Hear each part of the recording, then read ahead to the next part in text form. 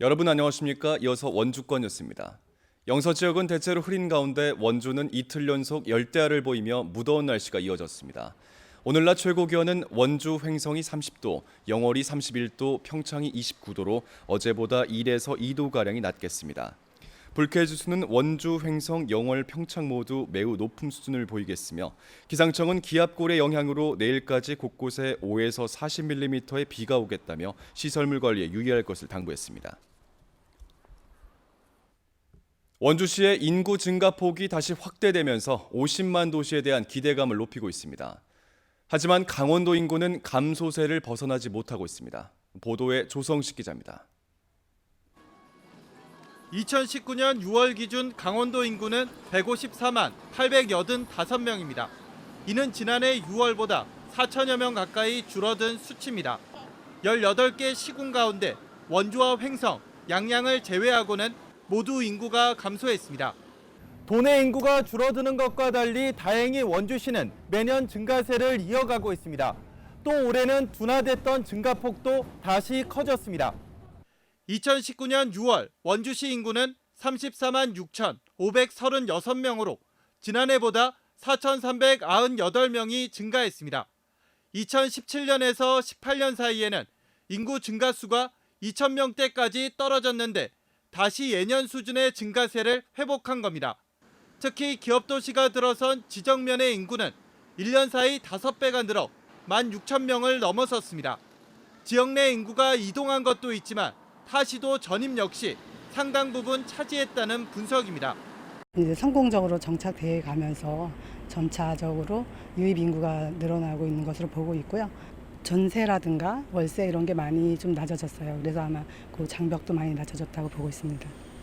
국가산업단지 선정과 혁신도시 시즌2, 규제 자유특구 지정 등도 원주시 인구 성장에 도움이 될 것으로 보여 도내 최초 50만 도시에 대한 기대감이 다시금 커지고 있습니다. MBC 뉴스 조성식입니다.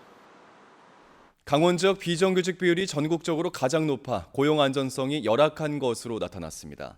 강원도와 통계청에 따르면 지난 8월 기준 도내 임금 근로자 54만 9천 명 가운데 정규직은 31만 1천 명, 비정규직은 23만 8천 명으로 비정규직 비율이 43%에 달했습니다.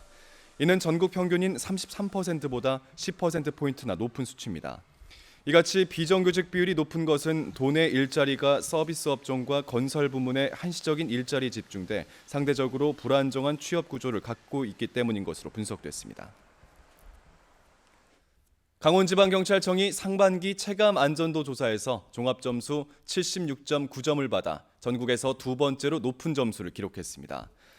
강원청은 전반적인 안전도가 77.6점, 분야별 안전도는 76.5점으로 전국 평균보다 각각 2.4점과 2.3점이 높았으며 범죄 안전도와 교통사고 안전도 등도 양호한 평가를 받았습니다. 체감 안전도 조사는 경찰청이 주관해 일반 국민들이 느끼는 안전 수준을 평가하는 것으로 1년에 2차례씩 실시됩니다. 횡성군이 지적 재조사 사업의 일환으로 항공 영상을 촬영하는데 드론을 활용하기로 했습니다. 지적 불합지를 해소하자는 의미로 진행되는 지적 재조사 사업은 2030년까지 단계적으로 이뤄질 예정이며 횡성군은 다음 달 용둔 1지구, 포동 1지구, 병지방 1지구에 대해 항공 영상을 촬영합니다.